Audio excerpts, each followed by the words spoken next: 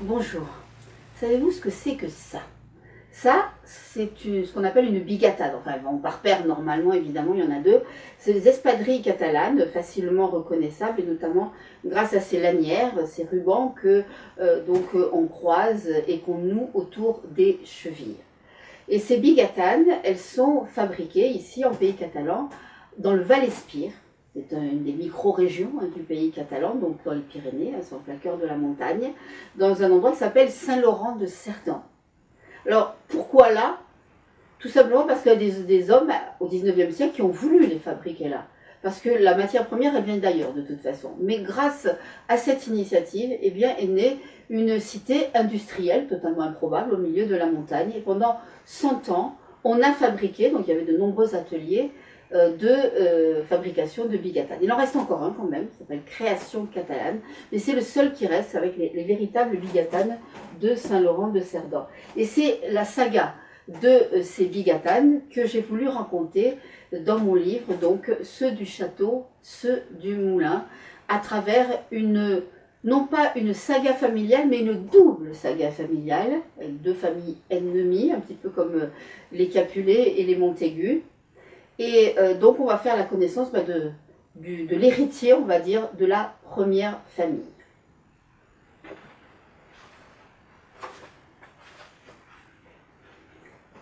Je peux prendre le fusil de l'abi.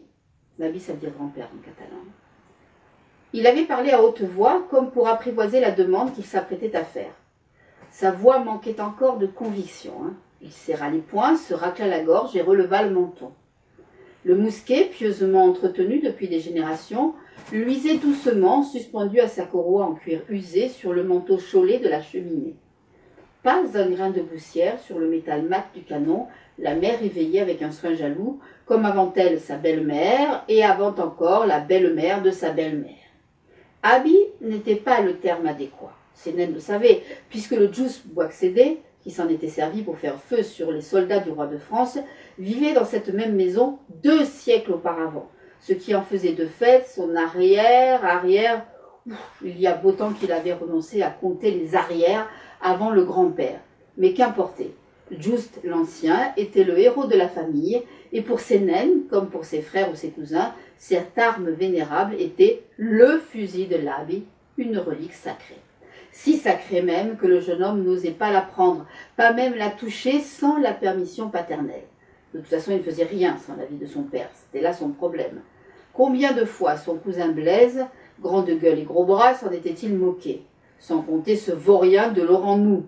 C'était comme ça. Ces naines n'arrivaient jamais à tenir tête à Boix-Coustouge, comme on l'appelait dans le village, parce que le vieux s'obstinait à toujours mettre en avant Coustouge, le berceau de sa famille, dont Saint-Laurent n'était à l'origine qu'un hameau. Comme si cela lui donnait des quartiers de noblesse et le démarquait de ses voisins du moulin. Il suffisait qu'il redresse sa petite taille, le menton levé et les sourcils froncés, et ses naines, pourtant plus grands que lui depuis ses 15 ans, avait l'impression de se tasser, de rapetisser, de devenir insignifiant, transparent, quantité négligeable. Sa langue s'embarrassait, sa nuque se mouillait et plus aucun mot ne parvenait à passer le nœud de sa gorge. Il ne lui restait plus qu'à s'incliner et à obéir. Ses naines détestaient l'ascendant que son père avait sur lui, et parfois même il détestait son père tout court. Mais cette seule pensée l'effrayait, car il la chassait vite de son esprit, comme si Boix-Coustouge pouvait l'entendre. Après tout, pourquoi avait-il besoin de sa permission pour prendre le fusil de l'Abi? C'est vrai quoi, cette arme et ce qu'elle représentait lui appartenaient tout autant. Le jeune homme tendit la main pour s'en saisir, mais une fois de plus, il suspendit son geste, saisi d'une crainte quasi superstitieuse. Le mousquet ne quittait le clou de la cheminée que pour recevoir périodiquement les soins attentifs des femmes de la maison, et encore, pour quelques minutes seulement à chaque fois. Le père tenait à ce que chaque personne, parent, ami ou voisin qui passe le seuil, l'ait en face de lui en entrant, que ce soit la première chose qu'elle voit. Car c'était, avec Coustouge, son autre motif de fierté, son certificat d'authenticité, son brevet de légitimité de vieille famille du Haut-Val-Espire. Cette arme antique avait tout de même menacé des gabelous et tiré sur l'armée de Louis XIV. Lorsque d'un trait de plume du cardinal de Mazarin, au bas du traité des Pyrénées, Le roi de France avait annexé la province du Roussillon et la moitié de la Cerdagne. Il avait pourtant promis à ses nouveaux sujets catalans de respecter les usages et leurs droits ancestraux. Mais Sa Majesté avait vite oublié sa royale promesse.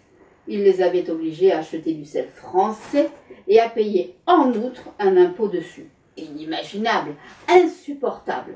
Ce sel, indispensable dans une terre d'élevage, aussi bien pour fortifier les bêtes que pour saler leur viande, était exempté de taxes depuis les rois de Majorque au Moyen-Âge, c'est-à-dire depuis toujours, quoi. Il venait de l'autre côté des Pyrénées, il passait la montagne par les cols, les sentiers, à dos d'hommes ou de mulets, le plus naturellement du monde. Fallait-il changer les habitudes ancestrales, modifier ce qui s'était toujours fait à la satisfaction générale, parce qu'il avait plu à ces lointaines têtes couronnées de se servir des comtés comme monnaie d'échange pour mettre fin à un quart de siècle de guerre et sceller leur nouvelle alliance en déplaçant la frontière. Allons donc, ça n'avait aucun sens commun. Aussi, quand on avait fait part aux gens du Val-Espire du caprice de ce nouveau monarque qui leur était tombé du ciel sans qu'ils aient rien demandé, ils n'avaient vu d'autre recours que de prendre les armes. Et parmi ces angeles de la terre, ces anges en colère qui avaient tenu tête pendant 8 ans aux troupes du roi de France, Just Boixédé, l'ancien, n'avait pas été le dernier à faire le coup de mousquet. Le père prétendait que si les angeles n'avaient pas fait l'erreur d'accepter une bataille en terrain découvert au Coil de la Régine, au lieu de poursuivre leur harcèlement dans ces montagnes qu'ils connaissaient si bien, ils n'auraient jamais été battus. Bon, Sénène en doutait, mais il n'aurait jamais eu l'audace de le lui dire en face. Il tendit à nouveau sa main vers le fusil. Elle tremblait. Il l'abaissa et la pressa contre sa cuisse pour l'obliger à se calmer. Si au moins il avait porté le bon prénom. Depuis l'ancêtre Angelette, chaque mâle premier-né de la famille, l'héritier du nom et des quelques possessions des Boixédé par conséquent, était appelé Just, comme son père. Seulement Sénène n'était que le cadet. Son aîné, Just, comme il se doit, était mort d'une mauvaise fièvre quand il n'était qu'un bambin de 3 ans. Mais c'était trop tard pour le petit dernier, on l'avait déjà baptisé. Du nom d'un saint particulièrement révéré en Val-Espire, certes, mais ce n'était pas Just. Et quelque part au fond de lui, une voix lui disait que seul un Just Boixédé avait le droit de prendre ce mousquet. Un bruit de pas derrière lui, un pas traînant qui glissait sur les tommettes fraîchement lavées. Le père se faisait vieux. Bien sûr, dès qu'il sortait de la maison, il redressait sa courte taille et réussissait à faire passer pour de la dignité, voire une certaine majesté, cette raideur qu'il devait en fait à ses douleurs articulaires. Mais à la maison, dans le privé, il ne se donnait plus la peine de jouer la comédie. Il avait enlevé le tablier de cuir qu'il portait tout à l'heure à la forge pour surveiller le travail de Fons, le nouveau vel ouvrier qu'il venait d'embaucher, et essuyer sur son vieux pantalon de velours constellé de brûlures d'escarbilles les mains qu'il venait de laver à la pompe de la cour. « Qu'est-ce que tu fais pendant que t'es là, fils ?» C'était le moment. Sénène ouvrit la bouche pour répondre, mais sa gorge était nouée. Le son qui réussit à en sortir était à peine audible. « Peux prendre le fusil ?» Et voilà qu'il bredouillait en plus. Laurent Nou n'aurait pas hésité, lui. Il aurait empoigné l'arme, passé la lanière autour de son épaule et lancé à la cantonade « J'ai pris le mousquet, je le remettrai à sa place après la fête. » Ou peut-être même pas. Cette grande gueule n'avait pas l'habitude de se justifier. Il aurait pris le fusil, et c'est tout. Mais il n'avait pas boire sous comme père. Qu'est-ce que tu marmonnes dans ta barbe ? Le vieux se laissa tomber sur une chaise avec un soupir excédé. Sénène se recroquevilla un peu plus sur lui-même. Quel mot avait employé le père Pasco déjà ? Ce jour-là, le prêtre ne l'avait pas vu entrer dans la sacristie pour y rapporter son surplis d'enfant de chœur que sa mère avait nettoyé et empesé. Il discutait avec mademoiselle Eugénie qui tenait l'orgue de l'église. Le jeune Boixédé, un gentil garçon, mais pusillanime et velléitaire. Sénène n'avait évidemment pas compris ce qu'il voulait dire. C'étaient des mots savants, réservés à ceux qui avaient fait des études au séminaire ou au lycée au moins. Mais comme il était curieux, surtout quand on parlait de lui, il était allé interroger la vieille Marguerite. Bon, elle n'était pas si vieille en fait, à peine la quarantaine. Mais pour lui qui n'en avait que 12 à l'époque, c'était un âge canonique.